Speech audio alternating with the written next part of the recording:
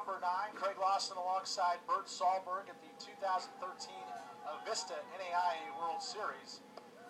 Northwood out of Texas leading Sterling out of Kansas 1-0 as we are 3 outs away from elimination if you're the Warriors from Kansas. But on the other side, Cody Faulkner is 3 outs away from a no-hitter for the Knights of Northwood. Right now, he's got to be thinking about that, but he's also got to be thinking about protecting a 1-0 lead as he's missed with his first 2 pitches to the third baseman, Anthony Feliciano. Feliciano takes that pitch for a strike. It's 2-1. Feliciano, just like everybody else, is 0 for the day, nothing out of 2, but he is 0 for 5 in the tournament. There's a ground ball to short. Up with it there is the shortstop, easily over to first base, Elvin Rodriguez, and for the 3rd time today, Feliciano has bounced out 6-3. Well, there's been 3 no-hit games in the history of the series. The last one was 1992 by Rick Riddle of Willington, Delaware against Mount Olive, North Carolina. The other one was by Kevin Menden of Emporia State in 1978 against Missouri Southern, and then Alton Arnold of Sam Houston of Texas against Defiance in 1961. So, quite the history here. It's been a while. 1992, the last no-hitter in a World Series game. Faulkner ahead to the number 9 hitter in the lineup. Rossino, 0-1. There's a ground ball back up the middle. Faulkner gloves it. Jogs over to first and an easy toss, and that one looked like it might have been the one to break it up as it was headed for center field, but and a right-handed pitcher it probably is, but Faulkner off the left side able to get the glove up, and he's taking a little bit of time walking back to the mound. I think he recognizes the moment right here. 2 outs and 1 out away from having that no-hitter. Well, you know, you got to be in the moment. I understand that, but, you know, I'm sure they've talked, you know, he realizes what's going on, so I wasn't sure if he was just going to run over and touch the base himself. I mean, he ran that ball quite a ways over to make sure that was going to be an out. Back to the top of the order where he faces Joe Williams, the shortstop, and he pours in a strike to jump ahead. Williams is 0 out of 2. He was issued the first walk in the ballgame. That came back in the 4th. There's a ground ball just foul up the lineup. Of course, if that's fair, it's probably gloved over there at third base. As hugging the line is the third baseman, Logan Brumley. Faulkner now ahead, no balls and 2 strikes. Hugging the line, trying to take away any extra base hits, because it's still, you know, although it's a no-hitter, it's still a 1-0 ball game. Left-hander into the motion.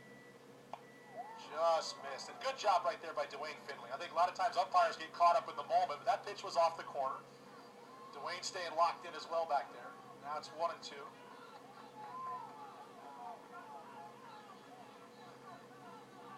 Southpaw rocks and fires. Breaking pitch. Took a little bit off of it and sailed away 2-2.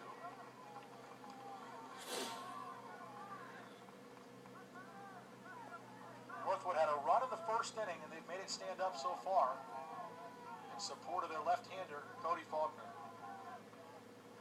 Now time is taken, as Faulkner was taking a little bit too much time for the liking of Joe Williams, the shortstop. Faulkner trying to improve to 7-2 and keep his team alive, but right now he also has a chance to etch his name in the record books. 2-2 pitch, swung on, ground ball right side.